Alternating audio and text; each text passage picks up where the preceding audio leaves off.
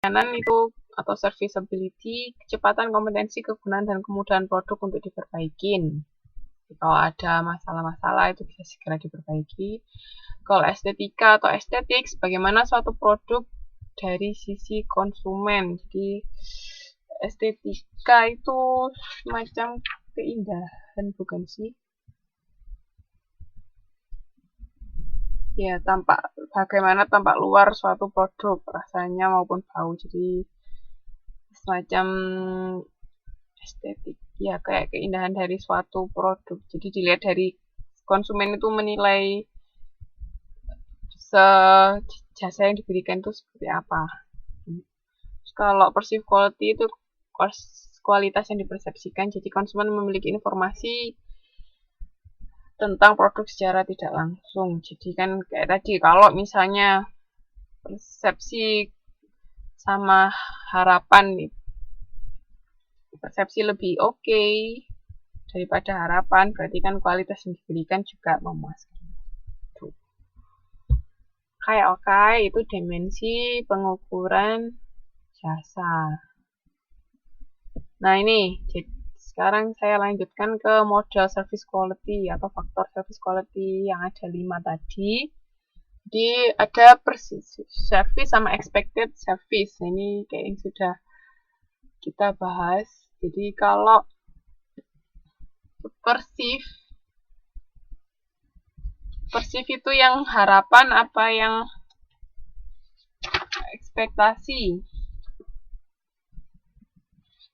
Ini dibahas juga ada 5 gap. 5 gap kan sudah pernah kita bahas, jadi tidak saya bahas lagi ya. Sudah pernah toh ya? Kesenjangan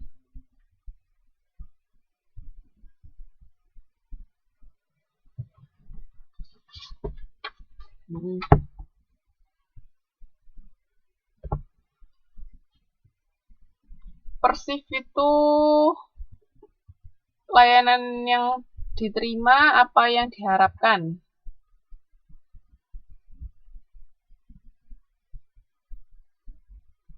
Perceived service sama expected service.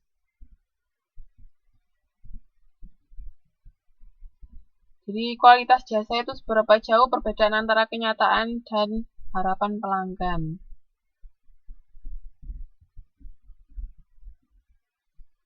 Perceive itu yang diterima, sedangkan expected itu yang diharapkan. Dan ini saya kebalik panahnya ini.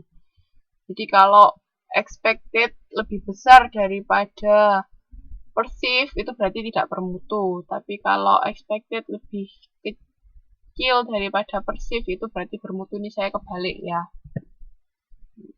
Saya gantinya. Oke. Jadi kan kalau misalnya yang kita terima itu lebih dari apa yang kita harapkan itu kan berarti bermutu.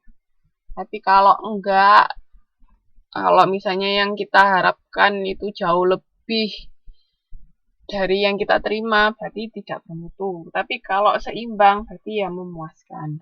Itu juga model dari service quality. Nah ini dimensi kualitas pelayanan kita sudah tahu semua.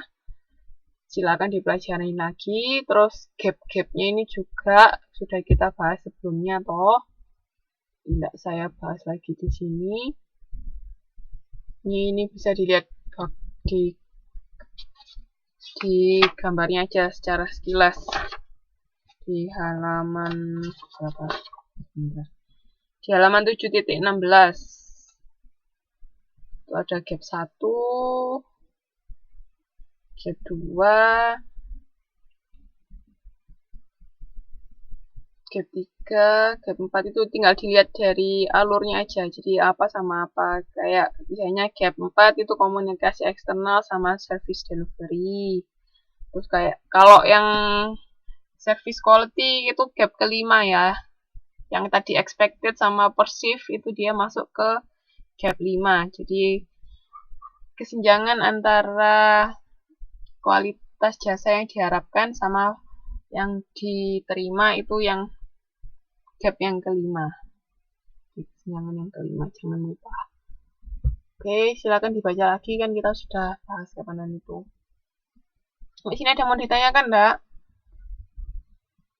sebelum kita masuk ke kegiatan belajar kedua.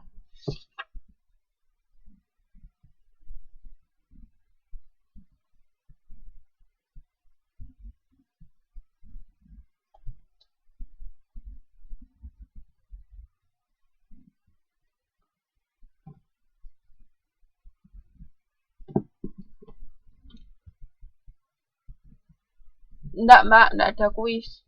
Yang kemarin belum ikut kuis pertama bisa nginbox saya. Kemarin yang inbox saya cuma 2 orang, Mbak Isti sama Mbak Solehato.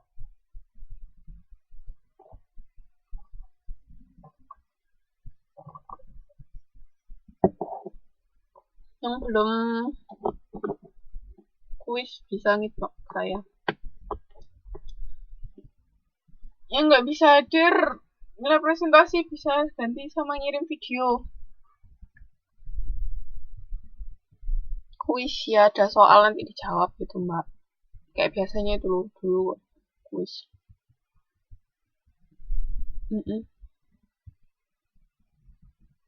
Nanti bilang aja inbox. Saya belum kuis, nanti saya kasih soal. Oke.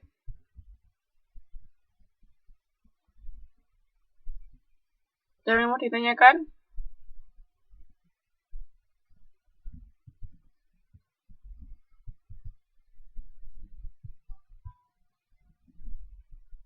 Yes, betul.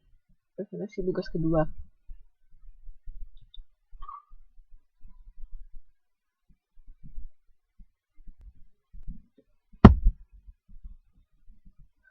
Oke.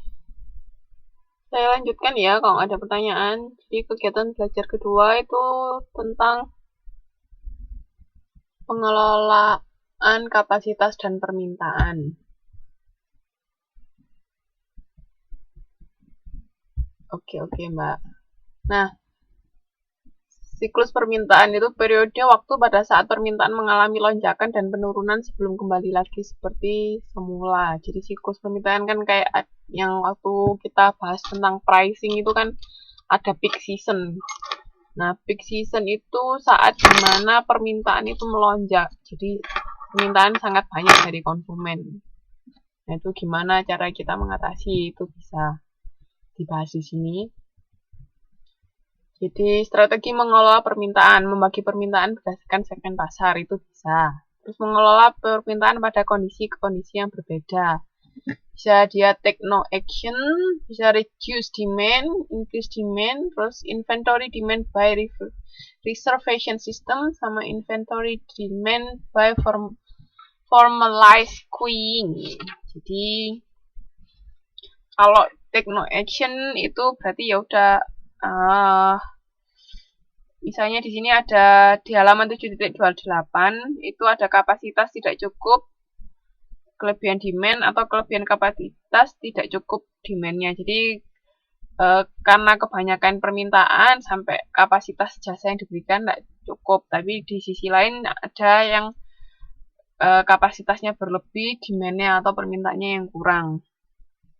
Jadi kalau nggak ngapa-ngapain ya berarti dia nggak melakukan apa-apa. Jadi misalnya antrian tidak diatur dengan baik, ini bisa mengakibatkan keengganan pelanggan untuk datang kembali. Terus kalau yang kelebihan kapasitas yang ada tidak termanfaatkan dengan baik. Terus kalau reduce demand, mengurangi permintaan, itu bisa memasang tarif yang tinggi. Jadi kita bisa meningkatkan harga supaya kan kadang-kadang kalau misalnya harga semakin mahal otomatis kan orang-orang juga istilahnya mundur. Ya kan itu salah satu strategi untuk mengurangi permintaan. Terus habis gitu kalau increase demand atau meningkatkan permintaan itu ketika kelebihan demand berarti kita nggak melakukan aksi apa-apa. Tapi kalau misalnya demandnya tidak cukup berarti kita harus memasang tarif yang lebih rendah. Jadi ini ada dua kondisi yang berbeda. Ya kan, dan tadi satu kan kelebihan demand sama satu demandnya kurang. Kalau demandnya kurang, ya berarti kita harus increase demand. Tapi kalau demandnya berlebih, kita harus mereduce demand. Nah, mereduce demandnya apa? Yaitu memasang tarif yang tinggi.